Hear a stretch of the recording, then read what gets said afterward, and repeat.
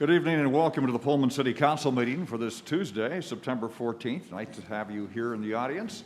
And if those are just tuning in, we're all masked. Okay, I just want to make sure everybody knows that. With that, Dee, would you please take roll? Mayor Johnson. Present. Councilmember Chapman. Councilmember McCall. Here. Councilmember Parks. Here. Councilmember Records. Here. Councilmember Sorensen. Here. Councilmember Weller. Present. Councilmember Wright. Here. Brandon Chapman notified us that he could not be here tonight. Do I hear a motion to excuse? So moved. Second. Moved and seconded. All those in favor signify by saying aye. Aye. Any opposed? With that, under announcements tonight, we have a few of them.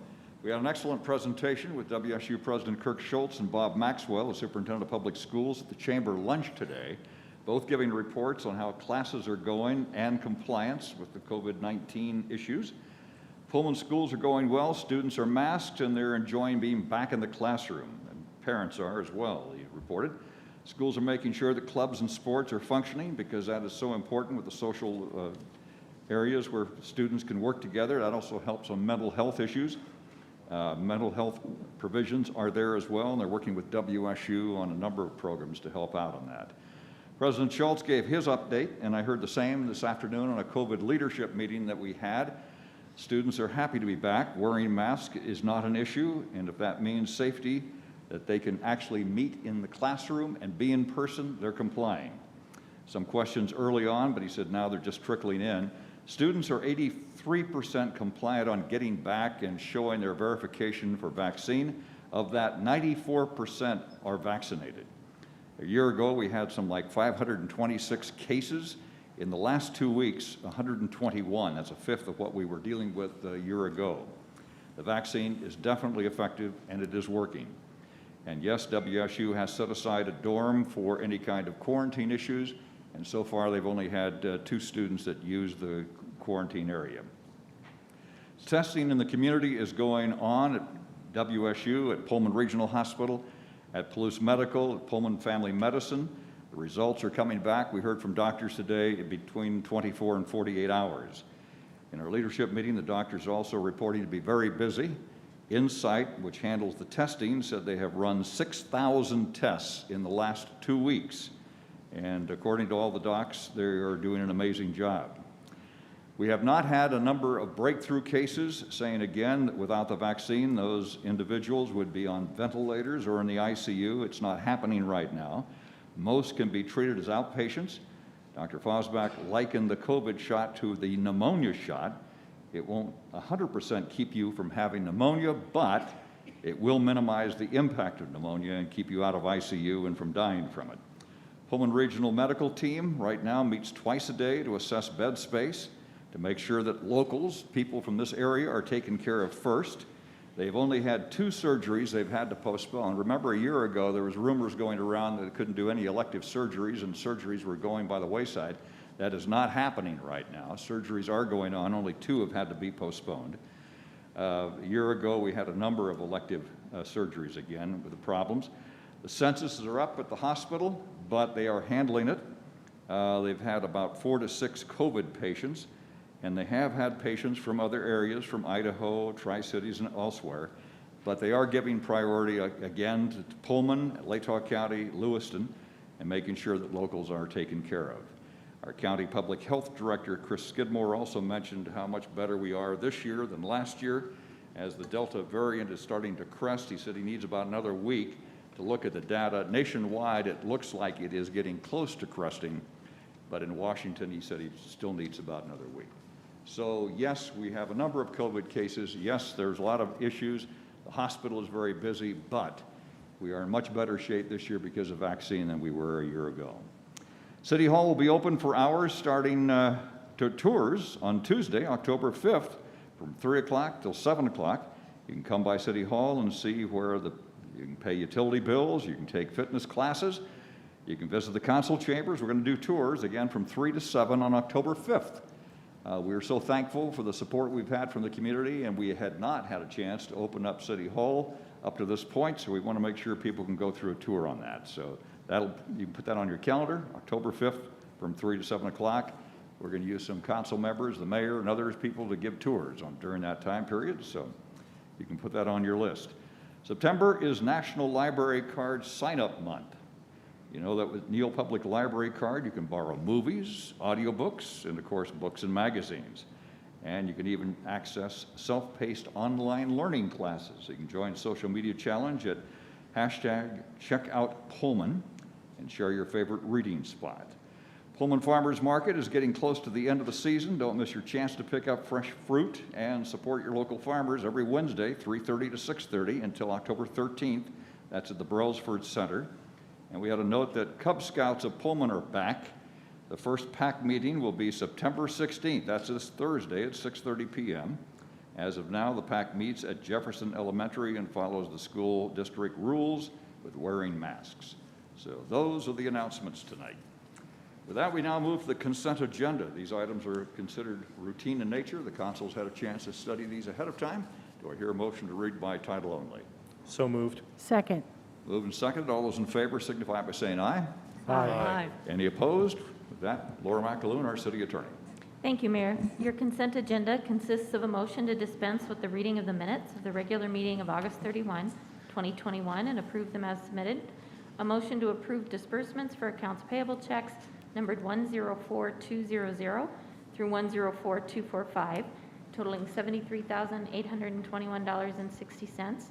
A motion to approve disbursements for accounts payable checks numbered 104256 through 104283, totaling $1,686.54.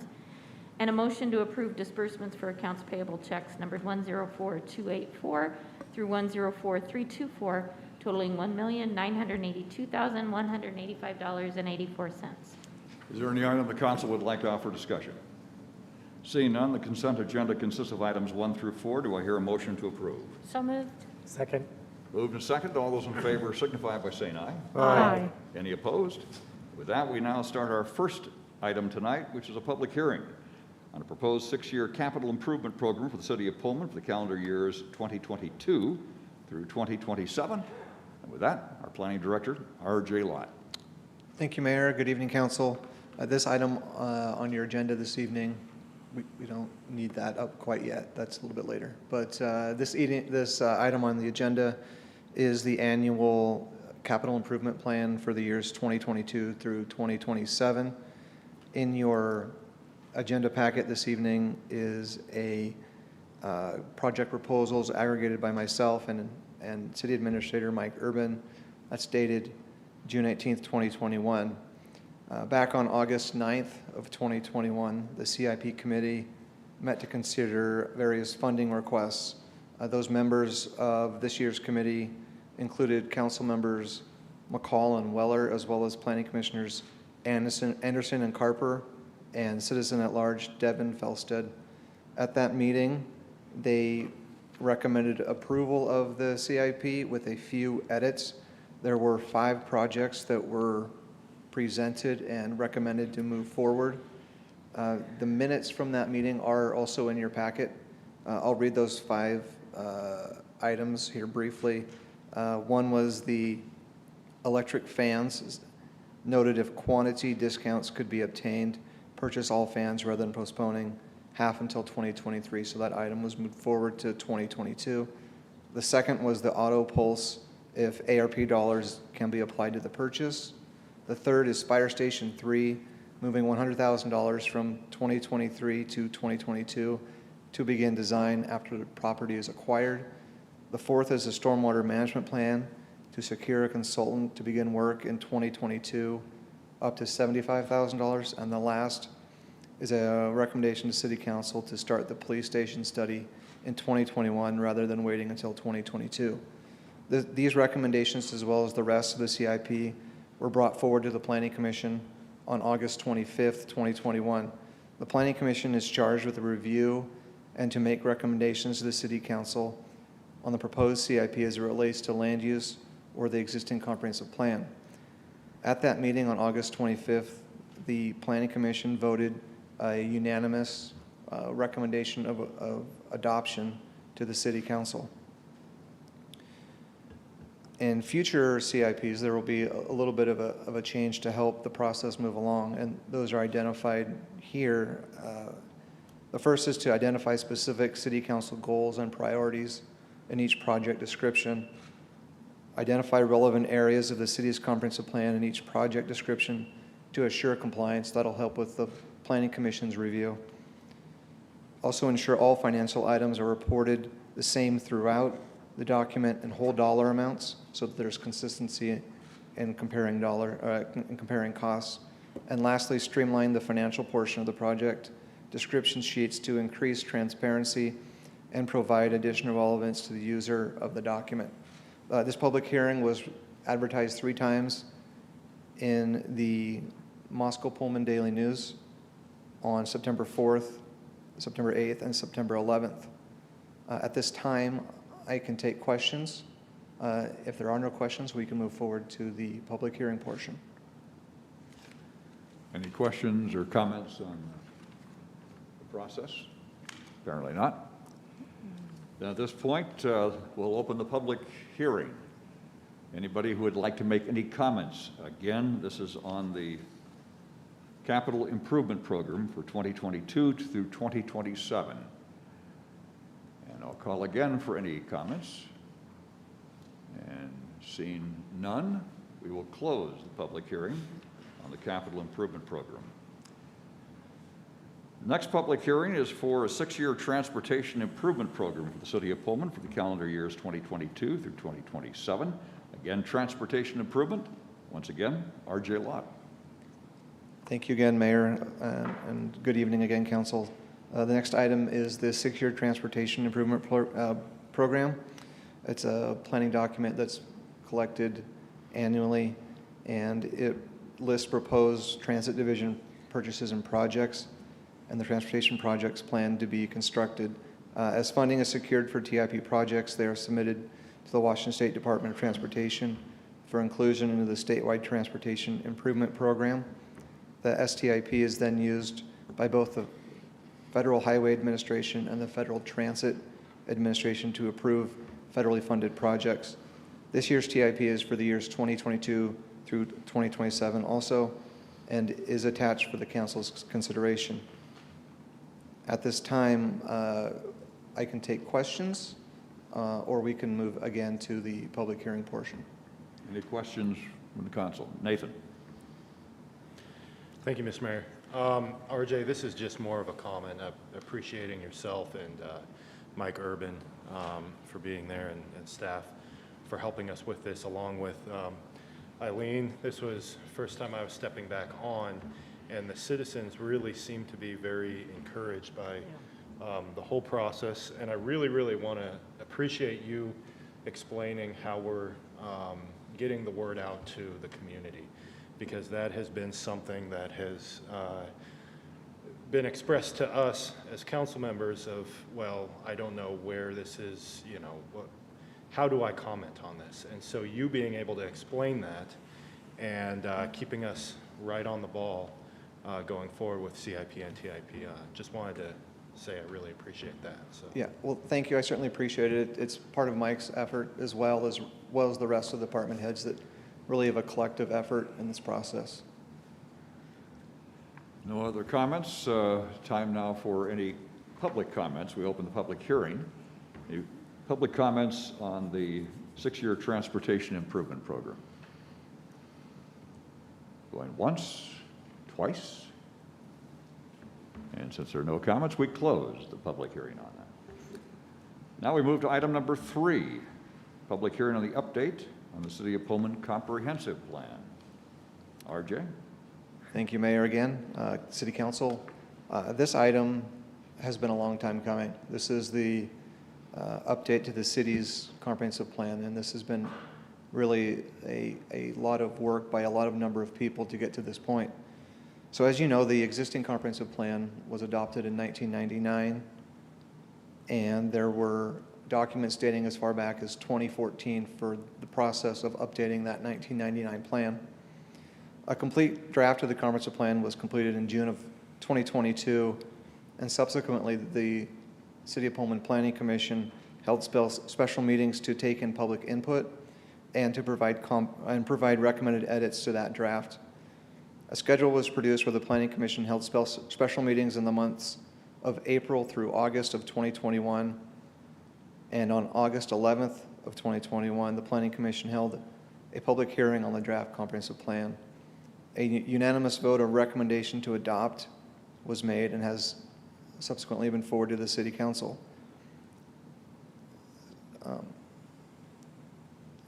There was a SEPA checklist for this comprehensive plan update back in 2020, and that was given a determination of non-significance. This item was also published in the Moscow Pullman Daily News on September 4th, 8th, and 11th. At this time, I'll invite our consultant to come up, and she'll give a brief presentation. And if there's any question after that, either I or Lisa can answer those.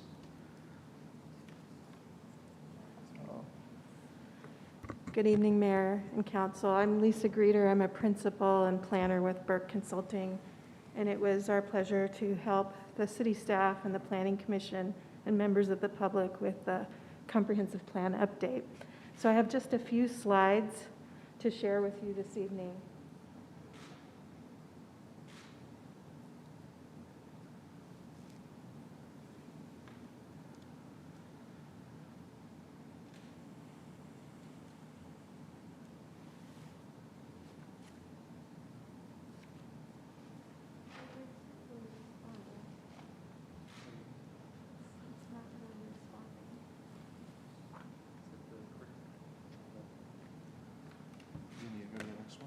Well, it's not showing as a slideshow, is it? Oh, It is. Oh, I see. Okay.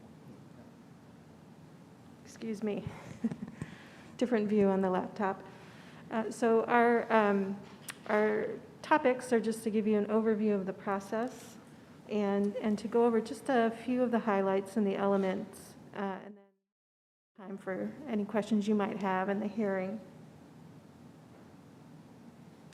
So RJ mentioned this process has taken some time. The graphic on the left shows that there were neighborhood meetings starting back in 2014, especially on the overall update, and then community meetings in 2016. And by 2017, a number of workshops on the land use alternatives. And that led to a preferred alternative around which the plan could be based. There was some work by the Planning Commission to review an earlier draft of the plan. And after a few years, my firm was brought on board to take over, and we were able to produce a draft, as RJ mentioned.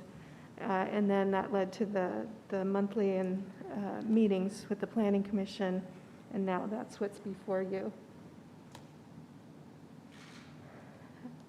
And so this is just affirming some of the dates that RJ put in his remarks. So again, tonight is your hearing, and then I believe at your next meeting it would be scheduled for your action should you move forward. We wanted to highlight the number of community members and community groups that worked on this plan. And well, first, the planning commissioners themselves were very thorough in their review and provided remarks to us and places to take note. And then we received a number of letters where citizens took a lot of time and care and went through each of the chapters and made recommendations. And each month we went through those with the Planning Commission. In addition to the community groups, there were a number of individuals that also provided comment.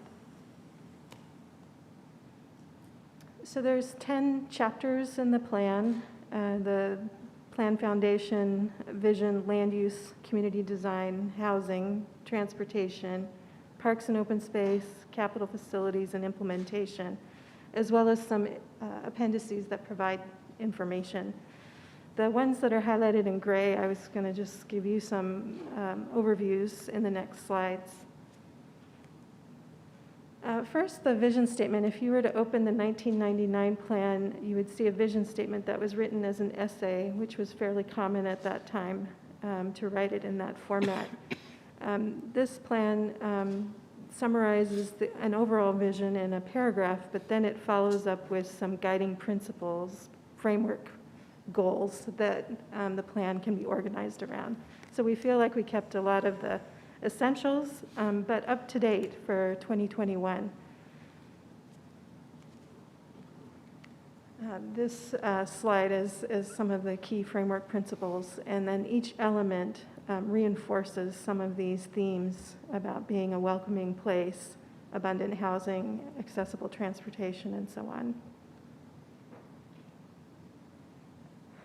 The land use plan is based on a preferred alternative that came out of the 2017 effort and engagement with a few little modifications to add a couple locations for mixed use.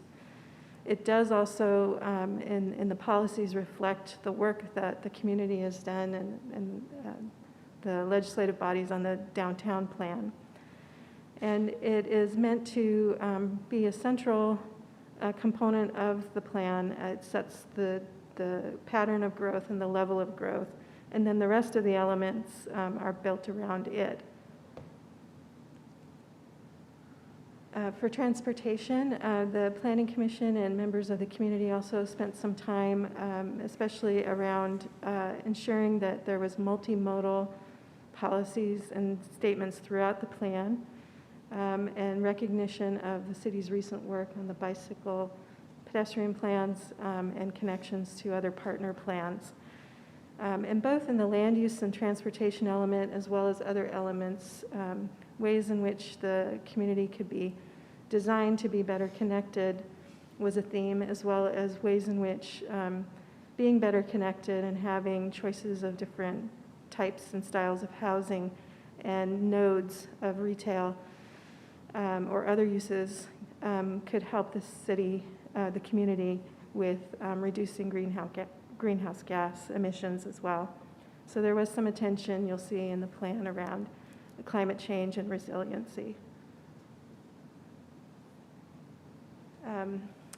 It was brought to our attention there needs to be some cleanups on some of the pages, and these page numbers are referring to the clean copy of the plan. We gave RJ both a track change copy so you could see the results of the Planning Commission review and public input, and then a clean copy. And so there were a couple photos that should be replaced with more current ones, and then some statements that need some clarity, such as the number of fire captains and things like that. So we're planning to make those changes with your concurrence, along with any other comments that we receive. All right, so that concludes our slides, and RJ and myself are available to take your questions. Questions or comments from the council? Again, we certainly appreciate the thoroughness of the comprehensive plan, because I know it's very thorough in the first place.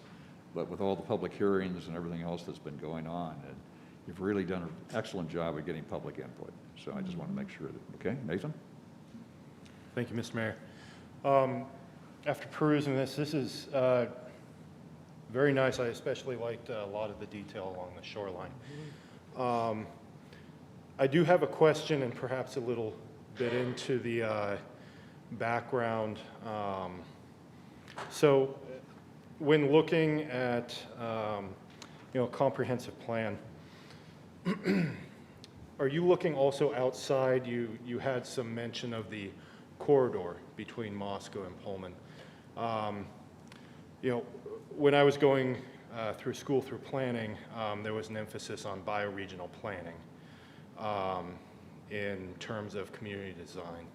Can you explain a little bit the philosophy that you used in terms of that? I know it's a little bit different than what is explained here, but I'd like to understand a little bit where you were coming from on here, because I see some new thoughts, new ideas that were really, really encouraging in comparison to old comprehensive plans.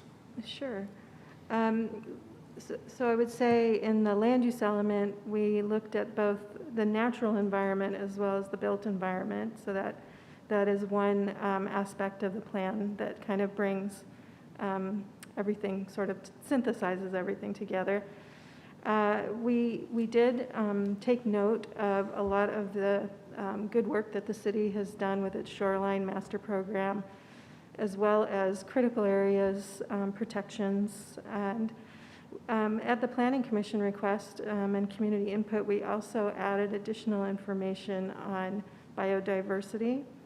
And some of that we drew from some of the regional studies that we were seeing that were across Whitman County and into Idaho, where there had already been a lot of studies and integrated mapping looking at the watershed scale and other regional scales. And so we did take note of that. And I would say the policies not only recognize what's happening in the Pullman city limits, but also your planning area, the unincorporated area. And then both certainly in land use and natural environment, but also in transportation, looking at the region in general and how it works together both on the environment, but also commute patterns, all kinds of subjects were kind of looked at different scales. Great, thank you so much. I enjoy hearing the philosophy behind it, the background. It's very impressive, very balanced, so I appreciate it. Thank you, RJ, as well. No other comments? We'll open up the public hearing on the comp plan right now. So again, it's had a number of hearings already. Anybody who would like to make any comments on the comprehensive plan? Great. Come up here and you have 3 minutes. And after you're done, we want to make sure you sign in so we have at least a record as to who testified, okay? So thank you. Thank you, Mr. Mayor. Good evening, councillors. My name is Simon Smith. I'm here tonight in my capacity as a member of the Citizens Climate Lobby. I just wanted to acknowledge and take this opportunity to say how grateful we are for the collaboration and discussions we've had, not just with councillors, but with city members, particularly Mr. Urban.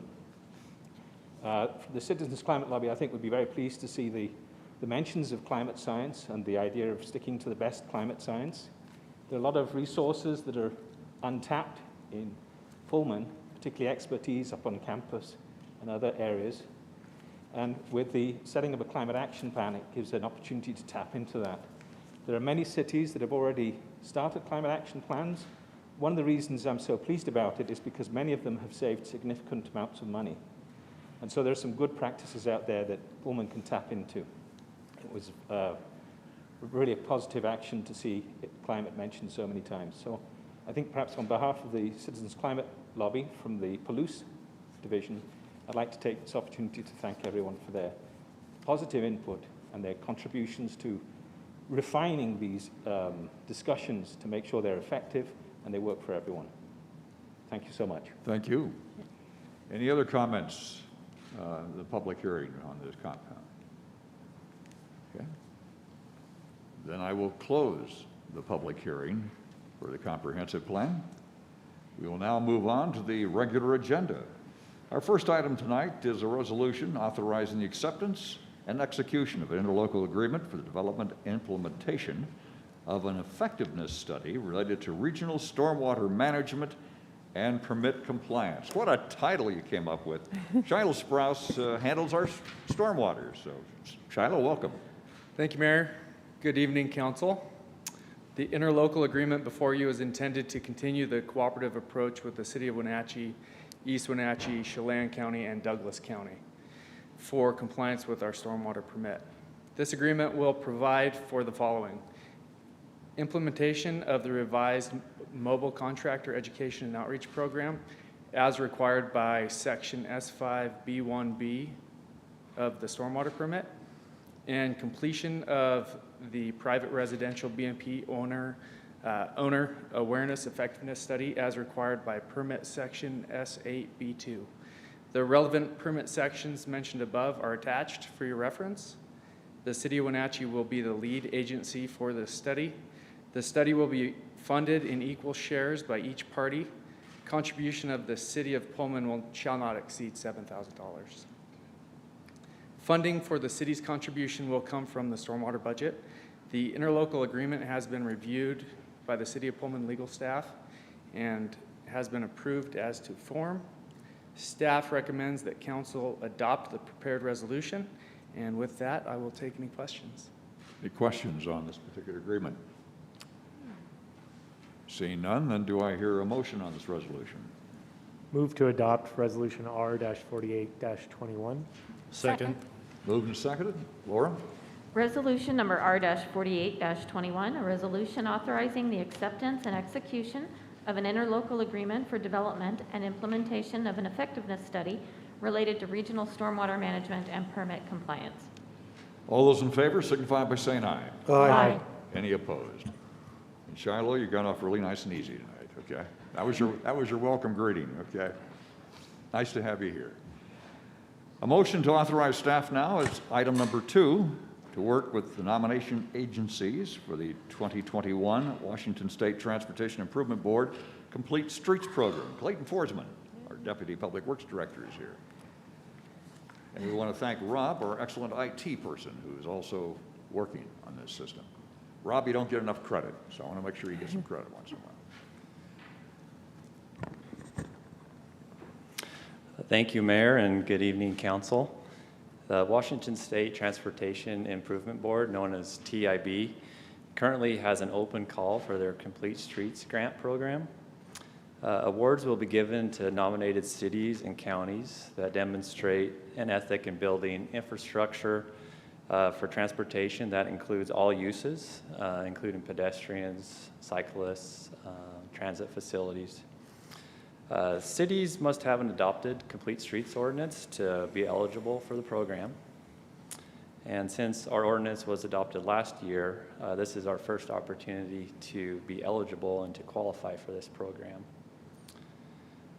This grant program is set up a little bit different than what we're used to. You know, traditional grant programs, you would define a project, fill out a grant application, we'd bring that to council, present that for authorization to proceed. This is set up a little bit differently. So instead of defining a project up front, there is no formal grant application. Instead, we work with nominating agencies that have been picked from TIB. There's 8 nominating agencies that are eligible for nominations to TIB, and cities work with those nominating agencies to hopefully secure a nomination. In your packet is a list of those 8 nominating agencies, and each of those agencies has its own process, and so they kind of define what they're looking for, and basically you try to convince them to nominate you. The program schedule, the timeline, those nominations are due to TIB from the nominating agencies by December 1st. TIB then takes those nominations and they decide who to award. They would then reach with those chosen cities or counties. They would reach out to those cities, talk to them about a potential award amount, and start talking about a project at that point. So staff have identified 2 projects that would qualify from our CIP-TIP that was presented tonight, and I've included those in your packet. Just quickly, those projects, one of them is to construct a 10-foot shared use path along Terraview, grade separated from Merman to Fairway. And then another project that we've included in this year's CIP is kind of a placeholder for complete streets improvements somewhere in the city on a city street.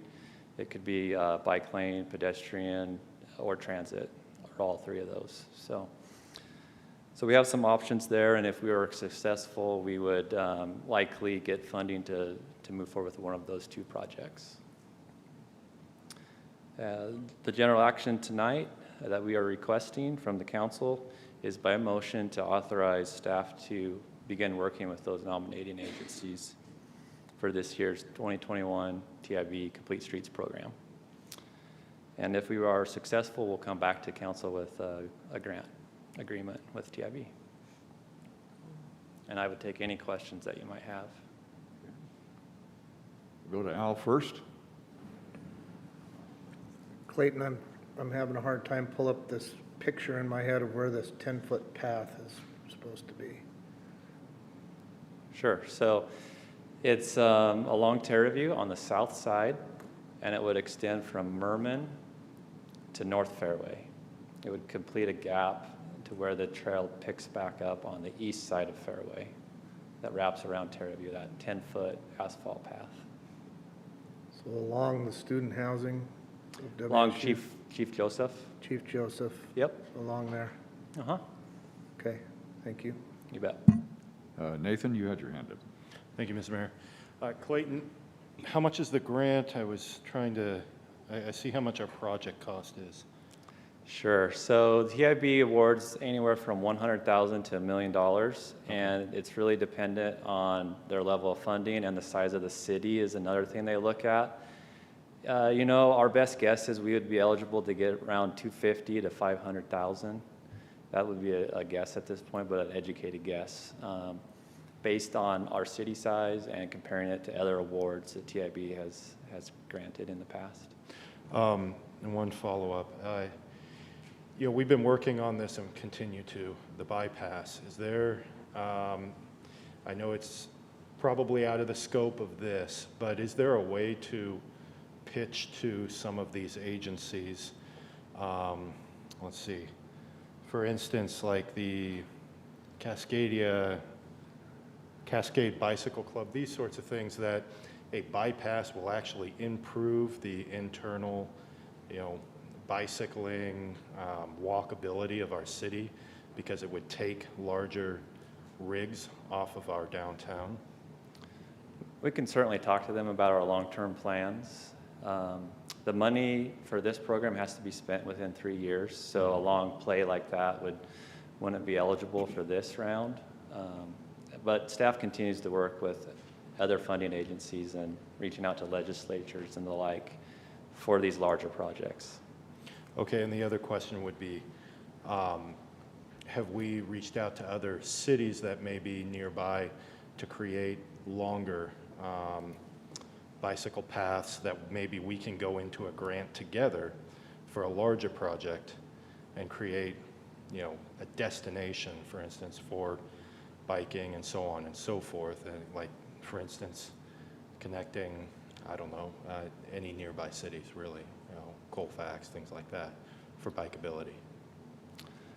I don't know that we have, myself, reached out to other agencies on those. We are doing the bike ped plan currently, and that's scheduled to be wrapped up by the end of the year. Part of the thing that I like about this program is that we're not identifying a project right now. If there's a project that comes out of that bike ped plan that we can, the funding levels are right and it matches up, we could potentially pick a project from that more recent plan for this funding. Okay, yeah, I'd love to see if we can collaborate, if it's increase that chance that the granting agency would be. Sure, and in this particular instance, we want to make sure that other city has a complete streets ordinance on file as well to collaborate in this particular method, but there are other methods, as Clayton mentioned, out there too. This is a very specific thing with complete streets, and serving as vice chair of TIB right now, and we rotate between county and city.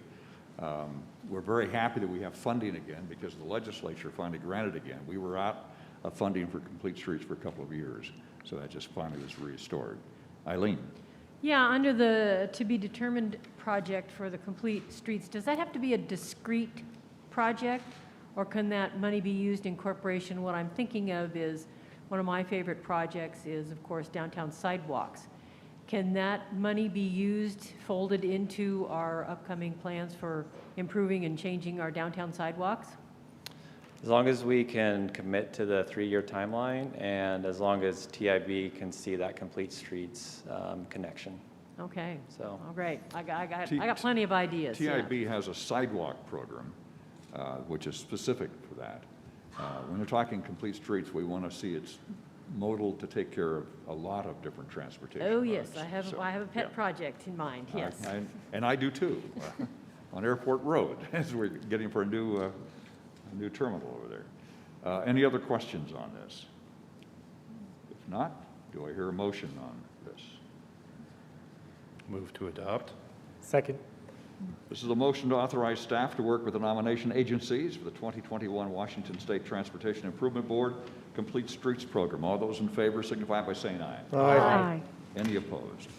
Item number 3 on the agenda tonight is a motion to authorize staff to advance with the City Council's selected engineering option for Lawson Garden House. You might say this is backed by popular demand. Okay. And with that, Sean. Good evening, Mayor and Council. Tonight I'm going to start with Alan Davis to give us a background on this project, and then we'll go into the meat of the presentation after that. Thank you. The Lawson Gardens Garden House. A brief review of how we got here. In 1985, Gerald Lawson purchased 13 acres and donated it to us on Pioneer Hill.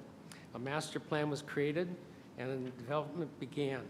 In 2011, garden house design. In 2015, a $700,000 lodging tax grant. In 2018, matching bond funds. In 2021, with building costs going up, our low bid was over $2 million. And so staff, Design West, and Lawson Committee started looking at how we might save some funds. Last week, both the Lawson Gardens Committee and the Park and Recreation Commission, by motion, unanimously recommended moving forward with the open pavilion option, provided additional funding could be found to bridge that gap that we have. They felt that it retained the original footprint, could be enclosed at a later date, still meets the original goal of creating a unique venue, is in keeping with the master plan, and would meet the requirements of the voter-approved bond project.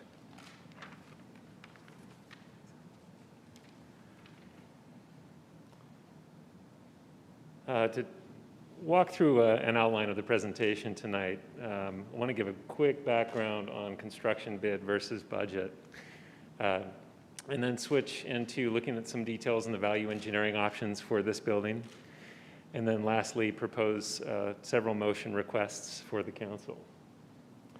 So again, to reiterate what Alan had said, our available budget for the project is roughly $1.3 million. The low construction bid that came in February 2021 was just over $2 million, so we're substantially short on that budget. And with that, I would like to ask Ned Warnick with Design West Architects to come up and describe a little bit more of the bidding history, as well as some of the options that we've discussed with our various committees. So as you can see on the slide there, you see what the low bid was from 8 respondents. The 8 respondents are indicative that that was a real market bid. It wasn't that there was just one bidder that was taking advantage of the situation. The project was delayed by 1 year due to the pandemic. It was a decision reached with the Public Works Department to hold off. Everyone in February and March of 2020 was really unclear as to what the future held for anybody at that time, and so the project was shelved for 1 year. When it was rebid, it did come in at that higher price. It was at the beginning of a very steep escalation curve. If we project the same curve out through what may be the case today, that same bid may be in the upper $2 million range.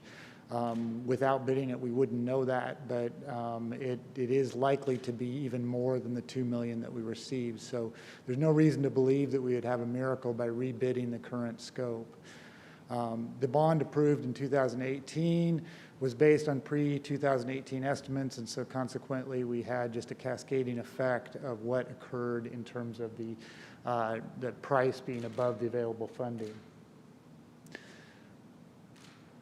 Following the bid, Design West, in conjunction with the contractors that participated in the bid and with some participation on the part of Public Works and Parks and Rec, looked at a number of different options. And so you see one of the graphics here, but really we went about the process of trying to understand what was expensive about the original bid and what were some things that we could take out to try to do that. And so there are some minimally restrictive or reductive versions where we take out some of the higher quality or higher cost materials and keep the building very much the same. Our prediction at this time is that still would only get us down to about $2.2 million with the added escalation over the course of this year. And credit goes to Alan Davis that I was just reading in my notes from a meeting a couple months ago that his suggestion was that we would go from a Ferrari to a Ferrari that was a Ferrari convertible. and he probably doesn't want to really remember saying it that way. But his creativity in seeing that perhaps what we were looking for was a structure and maybe not the enclosure, the pavilion idea was run around, and we came up with the idea that is now before you that shows something that we're expecting to be somewhere in about the $1.6 million range. And so to try to just narrow it down to the two ends of the story, we have the original bid, which the council may or may not be aware of, but involved 2 small meeting rooms and a large meeting room. Councilmember McCall asked in the previous meeting to have dimensions, and I think the package this time does. In terms of round numbers, the large meeting space was designed around the idea of about just a little under 200 people. So a large wedding could fit within the large meeting room, and then there were 2 smaller meeting rooms that could be used for events or for preparations for weddings. There was a kitchen or a serving room, not actually a kitchen with appliances, but a serving room for catering, mechanical spaces, and then restrooms that work both for the building and for park access. The pavilion version still keeps the restroom function and reverts the rest of the building to being open shelter space. So if you can think of not the same look, but similar to the Sunnyside or the Terraview shelters, that would be very similar to what the result was. This still achieves the desire to have a focal point for Lawson Gardens, so the garden house would still be a garden house. It would just be a garden house that's a pavilion as opposed to an enclosed event center. And so just to wrap up, there's a few images here, the original design from 2 different angles, and then the pavilion design from the same or similar angles. This is looking at it from the park side and then from the parking lot side.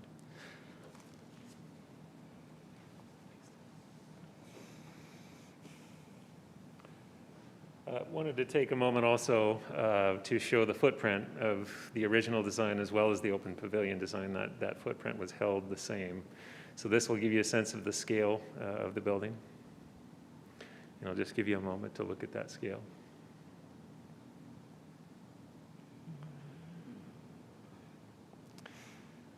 So to summarize, from a budget standpoint, the low-cost option, the pavilion concept, we roughly estimated about $1.6 million. The available budget, again, is roughly $1.3 million, so there's still a shortfall to be made up there. And the motion requests that we're looking for from council tonight, I'll summarize that, but before I do, I want to ask our city attorney to talk about another option that's not described as a value engineered option, but Laura, I'll let you jump in. I think what you wanted me to talk about was the ability to use bond proceeds if you don't do the project. Mm-hmm. So if you don't do the project because of the shortfall, as we talked about it at the last meeting, what you can do is you can use it on other projects, parks or paths projects, because it was a parks or paths bond that are in your capital improvement program. You can also use the funds to prepay the debt, so saving interest. And I know Mike has talked to the city's municipal advisor about whether those funds can be used, whether the bond terms allow you to prepay it, and what the savings would be to the city if you went ahead and prepaid debt service on the bonds with the leftover bond proceeds. And then the funds from that were allocated by the Lodging Tax Advisory Committee, you would have to send notice to the Lodging Tax Advisory Committee that you intended to not use those and return those to unrestricted status, and give them 45 days to comment on that. Okay, Ann? Thank you. And can you remind us of the time frame that we have to have the bond funds spent by? Was it like? It's a 5-year period, 5 years and 60 days from the date of issuance, and it came up to a date in October of 2023, I believe. That's what I thought. Yeah. All right, thank you. Other comments? Eileen? I certainly have from residents in the community face-to-face, and we've gotten a few emails about maybe changing course on this. I absolutely respect the vote and the way I've driven everybody crazy with this, with my questions. But if at all possible, can we consider using this money elsewhere? I'm just not convinced that this is the right project at the right time. The 1.6 is an estimate. We could still send the pavilion project, the open pavilion, out for bid and still be shocked by what comes back. That's not a guarantee. The drawdown for the overage out of the lodging tax fund bothers me a lot. That puts that lodging tax fund really low, according to Mike's memo.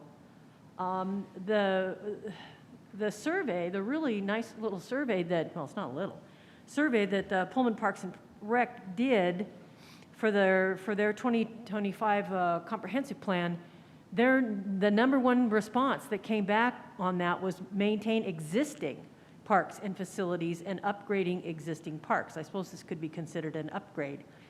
But the data was clear on that, and their comments, I thought, were very good about. It was almost prophetic. Pullman's must plan today for tomorrow's parks and recreation sites and facilities, taking into account trends and response to shifts in demands, changes in demographics such as work habits, leisure times. People's work habits and their leisure time has changed a lot since this was first proposed. And it's not that I don't think this would be a good idea at some point in time. I just think that with so many people casually using the parks, I really believe that would be, I think we could legitimize a shift in using these funds to a different benefit to the parks and the people of Pullman. I think many more people would get a benefit out of the trails. We talk about a lot of connectivity, and like I say, even within the really excellent 5-year plan, which they let me help a little bit on, I think it really speaks to the fact that we need facilities and need to spend the people's money on things that are going to benefit the most people in this pre-COVID time. If it hadn't been for COVID, if it hadn't been for all these other things that have happened in the last year, maybe I wouldn't be here, wouldn't be in this spot at this time. But I hope we consider that. I hope my council members can consider that. I've done all the homework I can do. I've tried to convince the little survey that they did is a really good one, and it definitely says existing facilities. So I would like to hear what everybody else has to say, and if I'm full of stuff, well, so be it. Because the council held up on their voting the last time because of 2 council members who weren't here, I would like to hear from Pat Wright and then Al. Okay, Pat? Thank you, Mr. Mayor. In my mind, I think the decision would be a lot clearer if the garden house had been part of a standalone bond rather than having been coupled. Yeah, go ahead. Yeah. Rather than having been coupled with the city hall piece as well. And someone kind of made an analogy to, you know, you want the T-bone steak and maybe you don't want the Brussels sprouts, but that's what you order anyway, so you get the steak. And so I think, again, as I say, our decision would be a lot clearer if this were a standalone option that really would speak directly to the vote of the people. And while I respect the vote of the people, I agree with Councilmember McCall that we have heard loud and clear that people would like to see dollars spent in other uses as it pertains to the parks, improved area, not building something new that we may or may not be able to maintain, because there is a question out there that we can or can't maintain the existing park structure that we have. So that would be the one item that I would contribute tonight, and I apologize for having you have to come back to us because I wasn't here at the last meeting, so thank you all involved. They just respected your decisions and Al's comments too. So Al, do you have any comments on this? I'm not apologizing for not being here.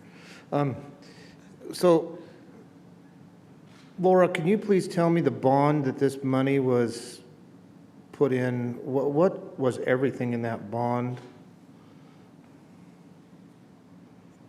If you'll give me a minute, I'll go ahead and pull up the bond ordinance. Okay. And the dollar amount from the bond was 700,000? Okay, what is the dollar amount from the bond for the Lawson Gardens? Are you referring to the allocation from when the bond was? Specifically the bond only. There was no dollar amount, I believe, allotted in the bond to specifically a project. It was a full dollar amount. Laura's probably going to confirm the 3 projects that I'm going to mention: City Hall and the rec building, acquisition of property for Fire Station 3, Lawson Gardens building. So there wasn't an amount, I believe, for each one of those. It was, here are the 3 projects, here's the total request. To be confirmed in a moment over my left shoulder. So we just budgeted it this way. So after the fact, we said $700,000 to the general public is what we're going to tax them for the pavilion? No, so here, so. I need a little help. Yeah, so if you recall, it's a 2-step process. There was an election, and so there was a ballot question. And then the bonds are issued, but the amount of the bonds that were issued was an amount of not to exceed $12,900,000. So it was for the acquisition, remodeling, and equipping of a new recreation center, senior center, City Hall administrative offices, the acquisition, construction, and installation of a new Lawson Gardens pavilion and event facility, and the site acquisition for a future 3rd fire station, and to finance improvements, repairs, and upgrades to certain city parks, and improvements to and creation of certain city paths, and then that was all paid for by the annual tax levies.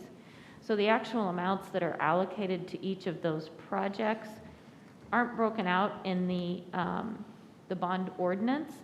They're broken out in the information materials that are used, where city staff and consultants came up with estimates of costs for how much it would cost to do each of those projects. And then that's how the actual amount that was put to the voters was arrived at. Could I just make one quick comment that might help a little bit?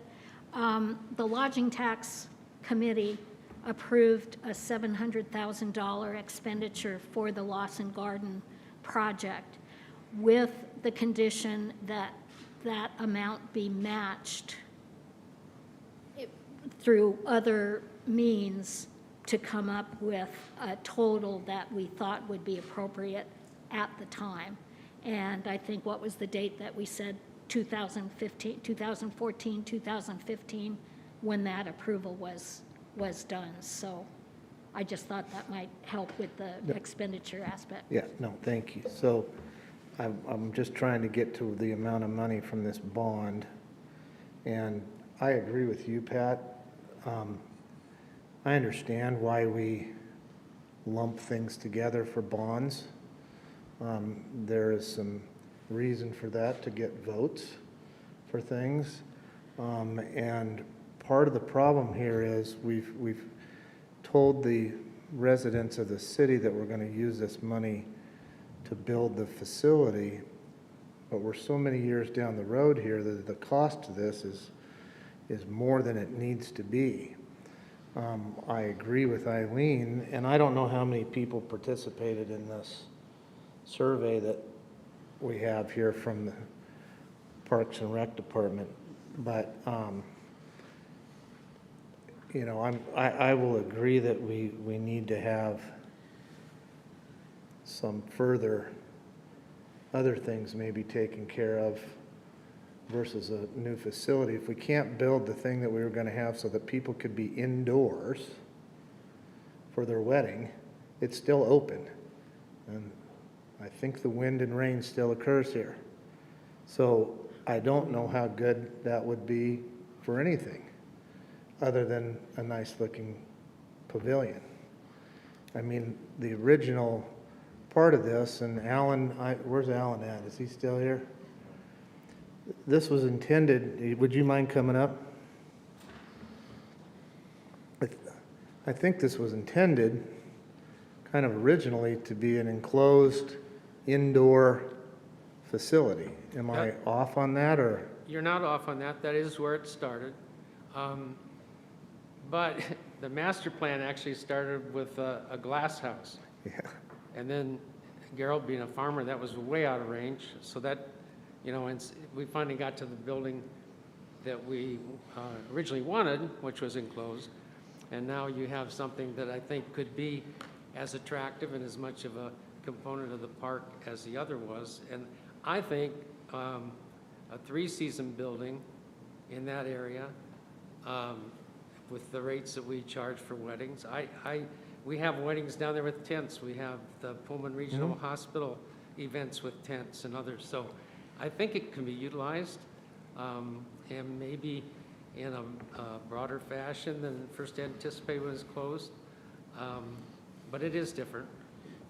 There's the cost savings from staffing too, with that kind of facility. And it does get you the restrooms, which is a big issue there at Lawson. And yeah. Yeah, okay, thank you.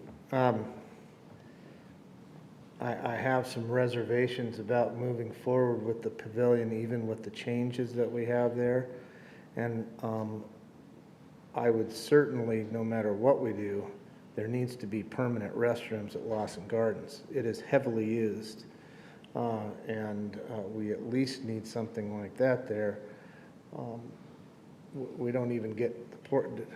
I don't know if we got any local movable things in there at this point, but there are so many people that go to that park. We need that kind of thing there. I don't know about the pavilion.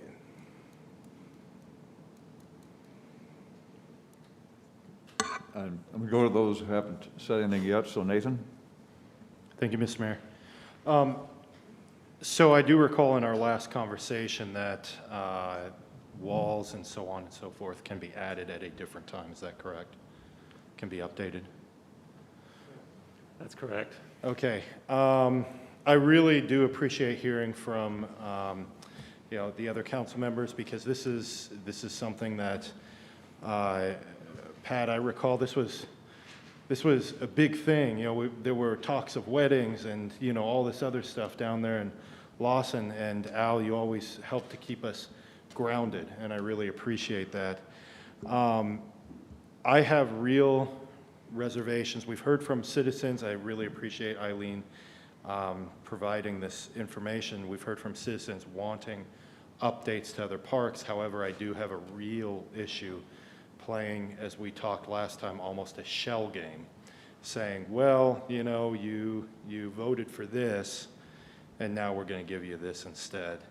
I'd like to hear from other council members before I actually come down on the vote, but I did want to at least recognize that it can be updated at a time in the future. I do think it would be utilized by musicians, even weddings still.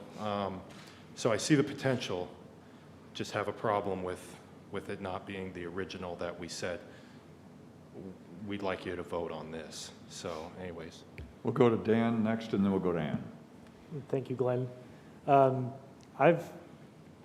also really kind of troubled with this decision, and because the people of Pullman voted on this, we talked about a particular idea that said this is what we want to do.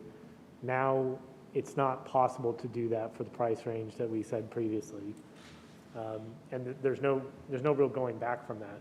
So either find money somewhere else to add to this, and that causes me concern about how much money are we going to just dump into this project over time to keep it alive. And the proposal to make it into a pavilion, well, I do think there's a lot of benefits to the pavilion idea. I think that there could get a lot of use out of that. And I do really think we need to be looking at adding those restroom facilities to Lawson Gardens. But at the same time, this is a lot of expense on top of what we said previously, even with the change of scope to something drastically less than what was originally proposed. So I think at this point, I'm in favor of looking at other options to use this money, to look at using part of it to pay down the debt service on this, to save some money, because we've already expended money on this project and the design work. And we're going to continue to spend money on it if we go forward with it. There are a lot of projects around all of our parks that could benefit from a cash infusion here, and would see a lot of benefit to a lot of our residents that utilize all those other park facilities too. So I think that's kind of where I'm at on this. Ann? Thank you. I too struggled with the voters approved the project and now we're changing it. However, I do think that in this time of COVID where everything has changed from how we conduct meetings to every single aspect of our lives has changed. So in this case, I do think the voters would understand. It was simply because of the pandemic that we're in this situation primarily. I do believe that if we do change course, we still need to prioritize restrooms at Lawson Gardens and maybe even some sort of a covering, a shell of some sort. It doesn't have to be anything big, but just so people could get out of the weather if they are there and all of a sudden wind or rain kicks up. If we do go the course of allocating the monies elsewhere, I believe since it's already been approved that I'd like to see us keep that money in the parks and paths. So things I think about are maybe some accessible pieces of playground equipment in our other city parks to welcome people of all abilities into all of our parks to play.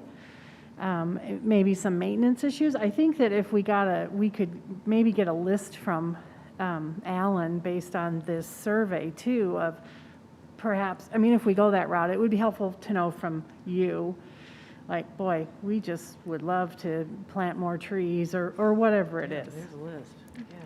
I got 140. Well, this is from the citizens. I want to hear it from the parks Yeah, it's people here. Yeah, too. we got 140 pages worth. Yeah. Well, true. But anyway, a succinct list, let me put it that way. Like, well, here's how much we have, here's what we could do type thing. And they know best, along with what our citizens want. So I'm on the fence both ways too, but I do understand that if we do reallocate these dollars, that I would like to see it remain in the parks. Sean, you have some motion ideas up here. You can at least present that to the council this time. I think they're on the fence, as we've heard, and heard basic comments that we'd like to have the money in parks. And I've certainly seen enough playground equipment that we could certainly replace, and that certainly would help the parks situation as well. So, Sean, do you want to just go over the motion requests? I'll go over that briefly, yes. So obviously the first one would be to select a project, and I'm hearing a consistent theme, restrooms at the Lawson Gardens, and potentially looking at a priority list coming from the Parks Department.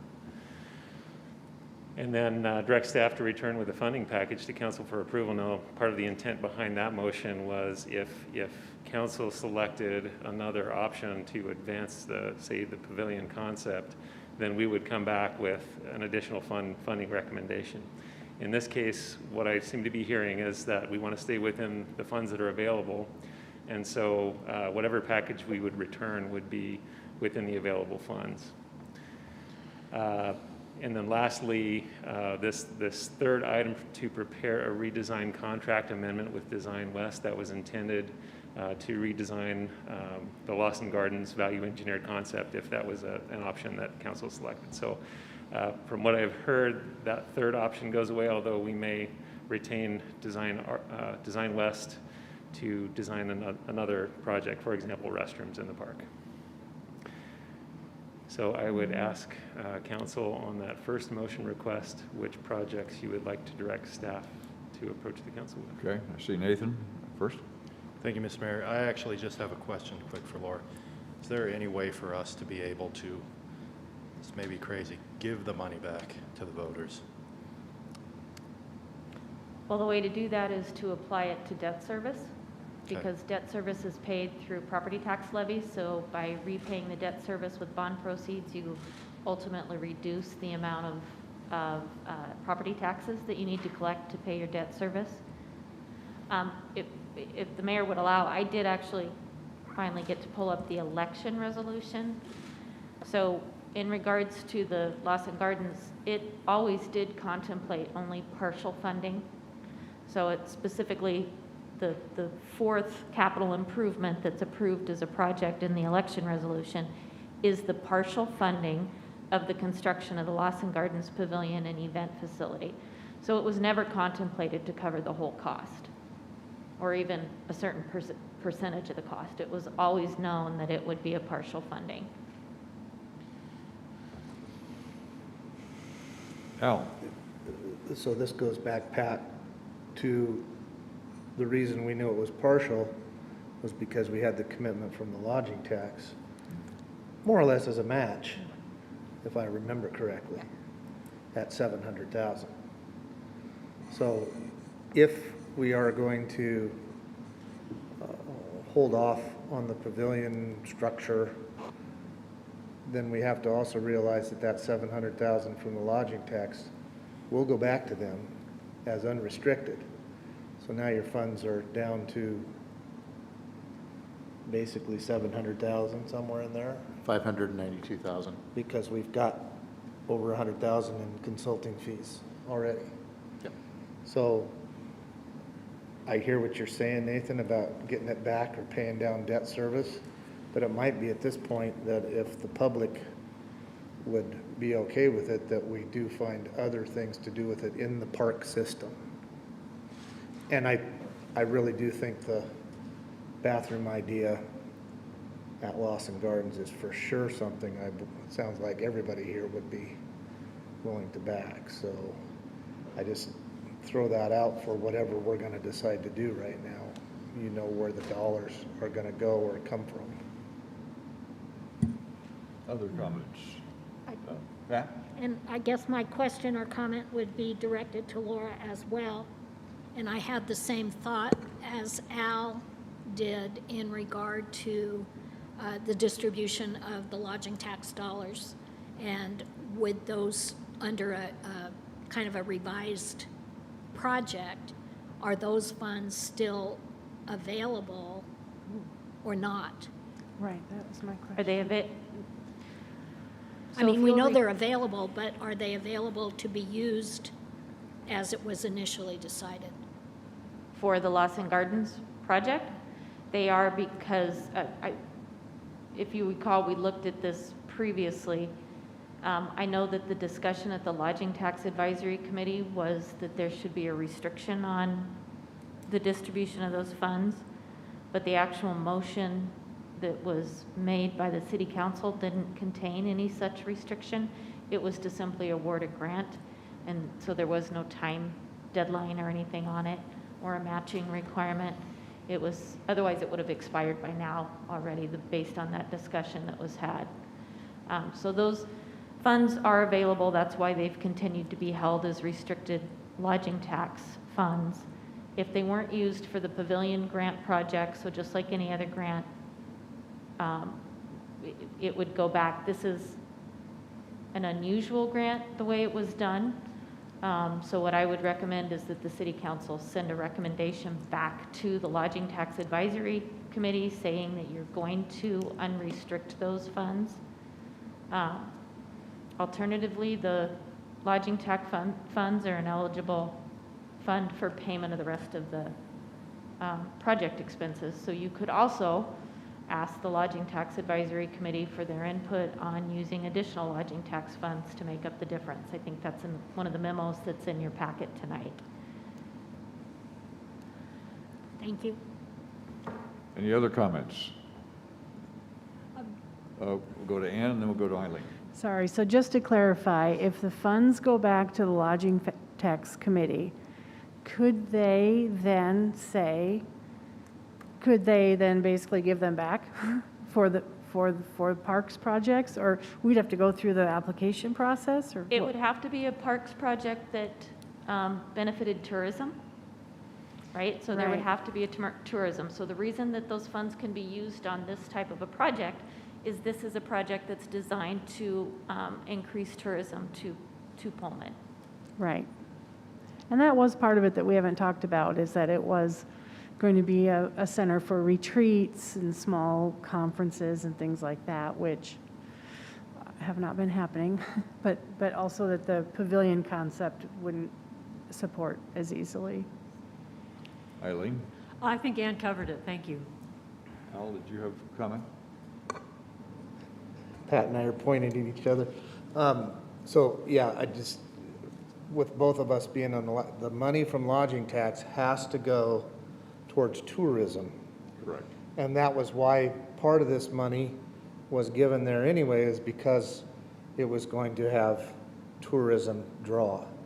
So if it goes back, and if I'm wrong, Laura, you tell me, but it goes back into the unrestricted funds, now it just has to be associated with tourism for us to award a grant.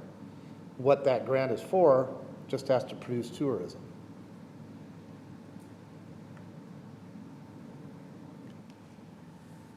So is the council, generally, I haven't heard any major motion or movement towards a motion on this. And you've had a chance to discuss it, and knowing that the funds are, even with what we've got here, it doesn't cover all the expense. And I've also heard comments about going to other park projects. Do I hear any suggestion? Dan, I see that you activated your button. I'm contemplating a motion, see if I can get the wording right on this. I move to direct staff to bring back project proposals for other parks projects besides the Lawson Garden Pavilion project for reevaluation for use of these funds. I think that's one motion. Is that too general? Do we have a second on that motion? Ann, did you? Could we? Let me just get a second first Okay, on that a motion. second. You have a second? Yes. Okay, then you can, okay, go ahead.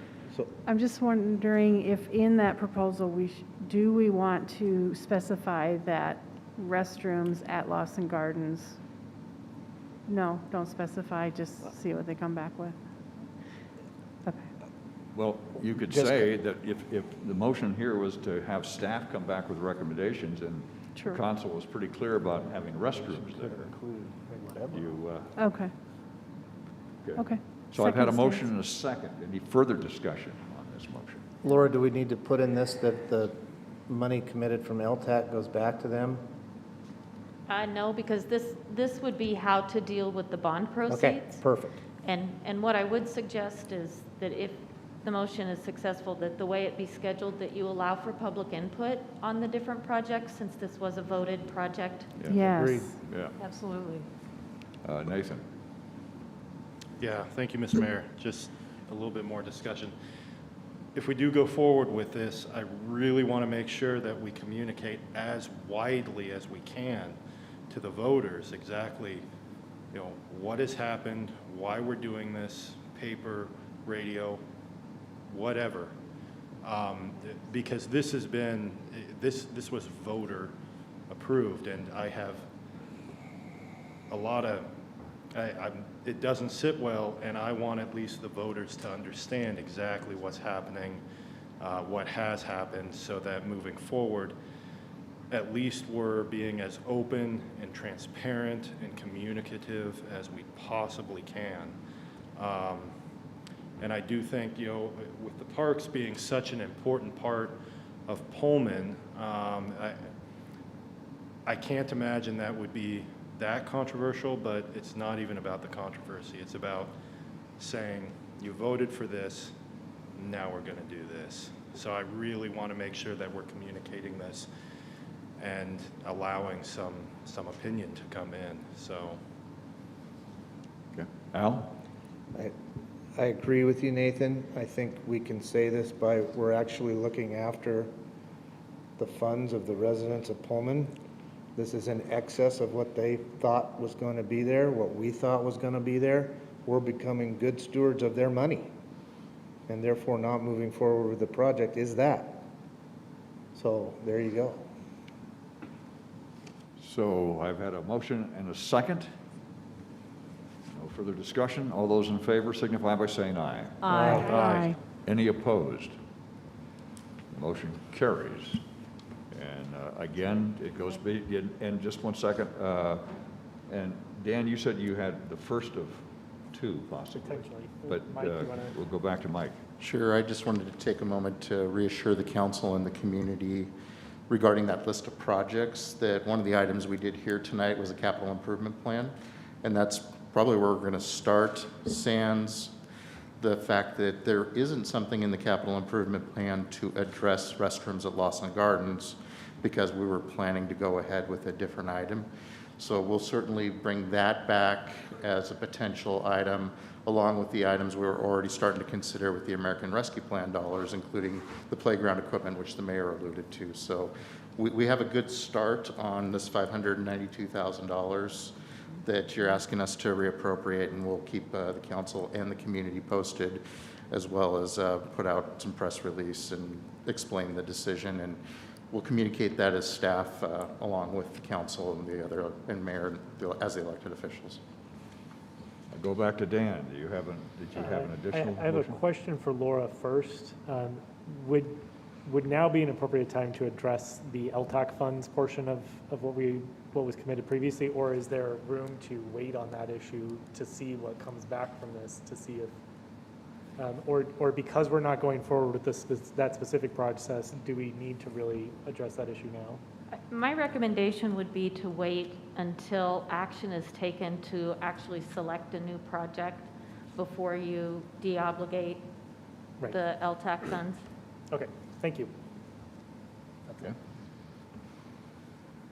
Then with that, our business is concluded. We go to new business. Is there any new business to come before the council tonight?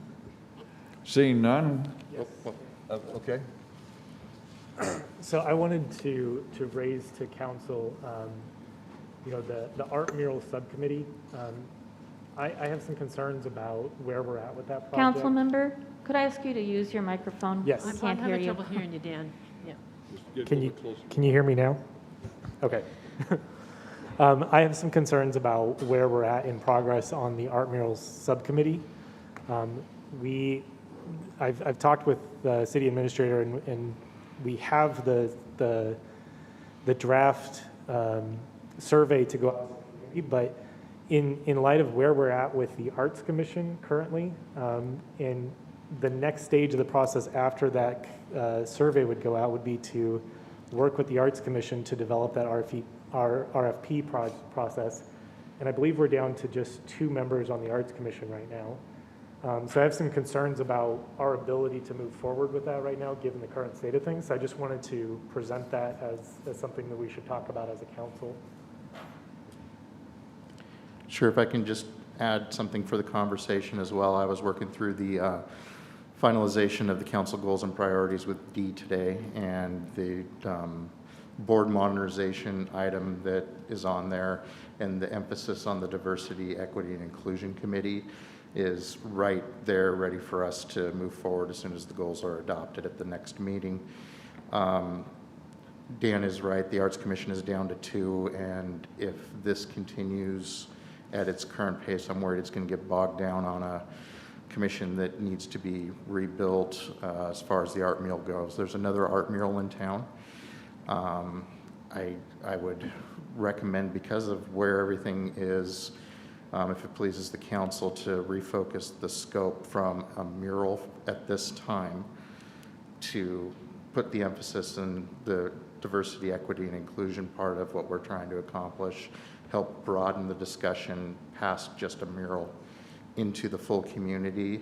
And the mural thing can always come back at another time as soon as there's a full Arts Commission that can move this along, but I did bring my concern to Councilmember Records as the chair of the committee as to what guidance he would like. I see some opportunities in some other places right now, and just I think we're kind of in a bind.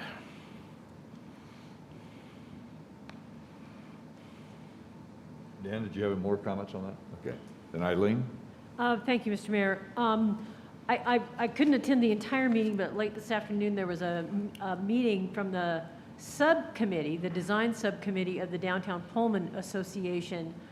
And art was one of the chief topics, and they sort of categorized a lot of their wish list, and one of the categories they chose was art. And there was some incredible input from the people that were at that meeting. I need to get a list of participants. I was on the phone and I didn't know who all was there. But there was some really good discussion this afternoon on that. And that might be the first place to go to the minutes of that meeting as to we try to rebuild our process and maybe try and recruit some of those individuals that were at that meeting. I've already talked to a couple of people if they would be interested in serving on a reconstituted arts commission.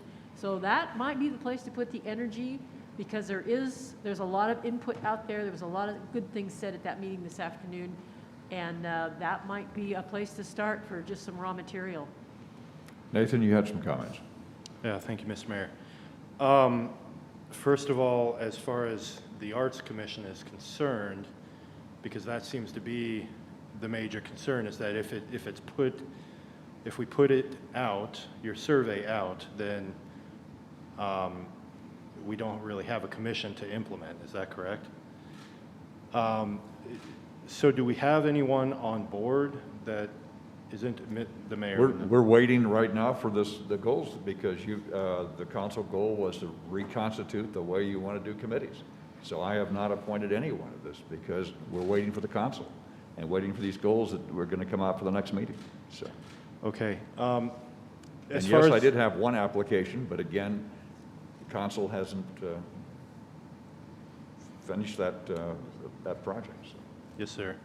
As far as the survey is concerned, how long would it take to put out? What would be the time frame for putting it out and then getting back the information? Because it sounds like we'll be moving forward with goals rather shortly. So the timeline, would you say, Dan? Well, the draft survey is, we have the draft survey, so it's just a matter of scheduling to go out, advertising it. A waiting period of approximately 2 weeks is what the subcommittee talked about.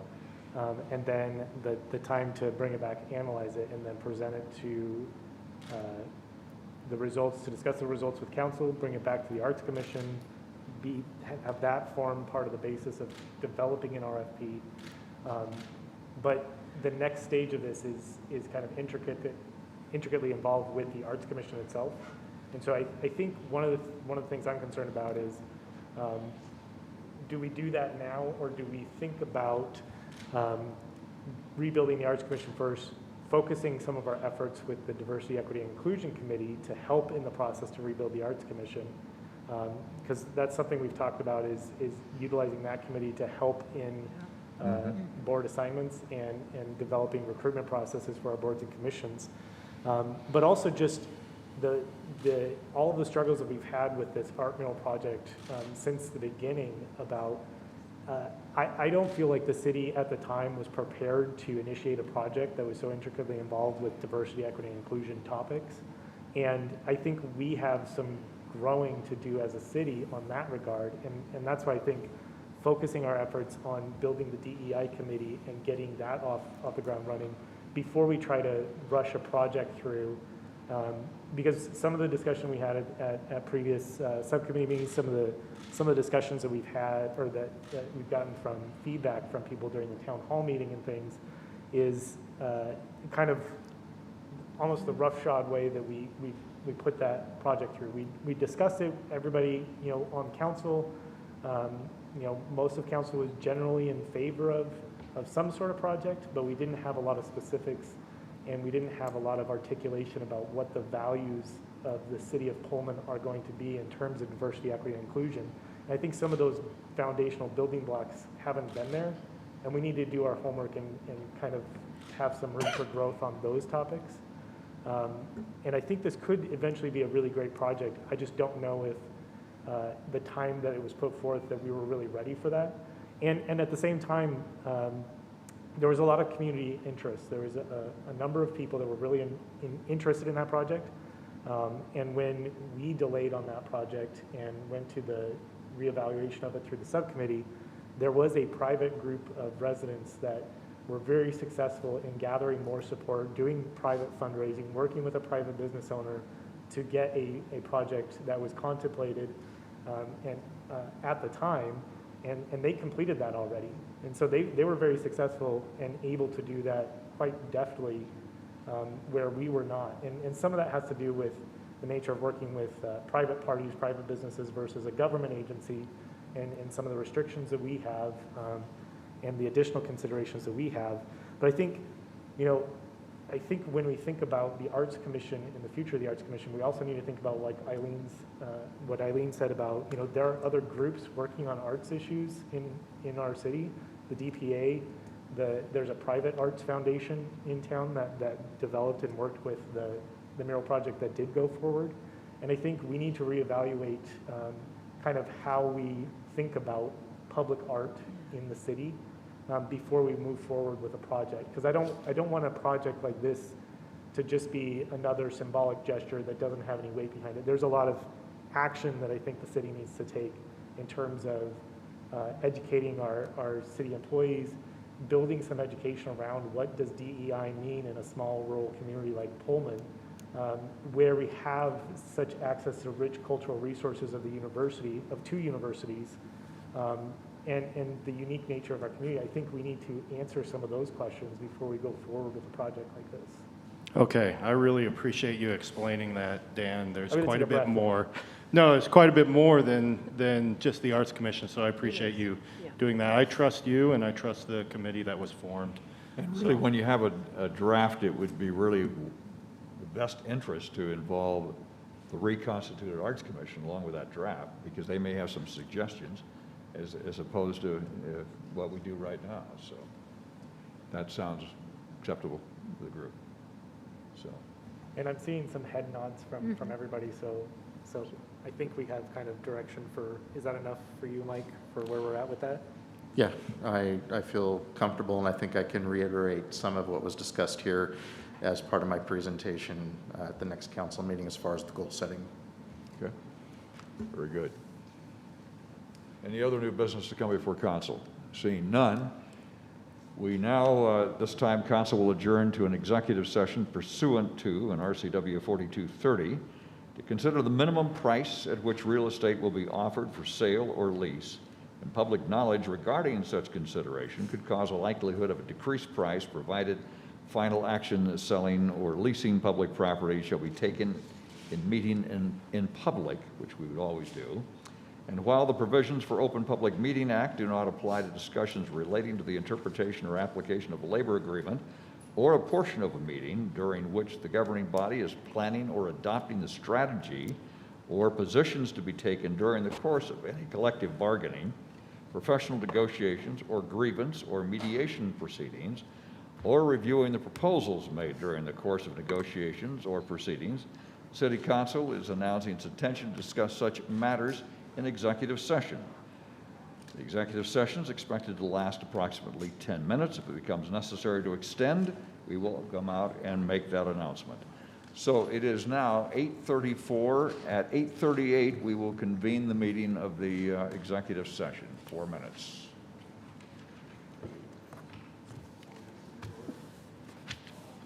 Good job. That's been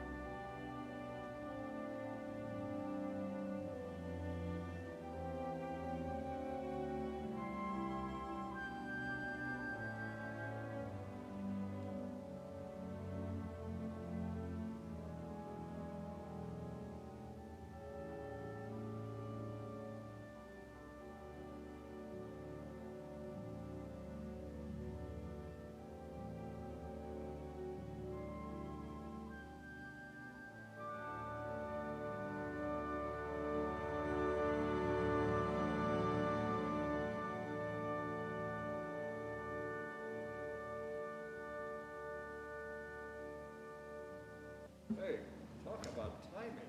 This is amazing. Good team, good team.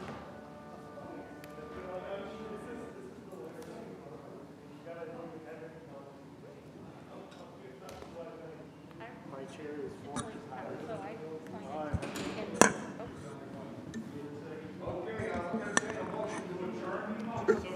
Second.